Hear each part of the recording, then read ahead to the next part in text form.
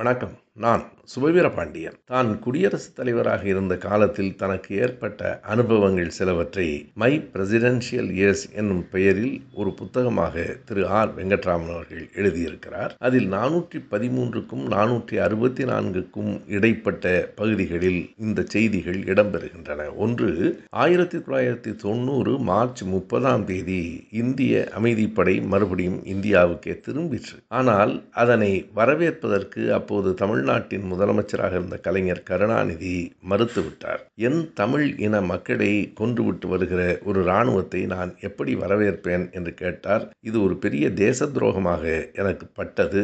உடனடியாக அதனை நான் பிரதமர் VP சிங் கவனத்திற்கு கொண்டு சென்றேன்.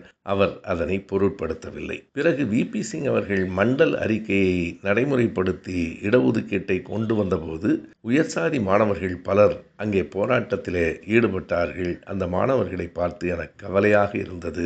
VP சிங் அவர்களிடம் போய் சொன்னேன், மாணவர்களிடம் பேச்சுவார்த்தை நடத்துங்கள் என்றேன். VP சிங் அதை கேட்டுக்கொள்ளவில்லை. அது மட்டுமல்லாமல் he said he knew his job. அவர் என் வேலை எனக்கு தெரியும் என்று சொல்லிவிட்டார் என கூறி RV மிகவும் வருத்தப்படுகிறார்.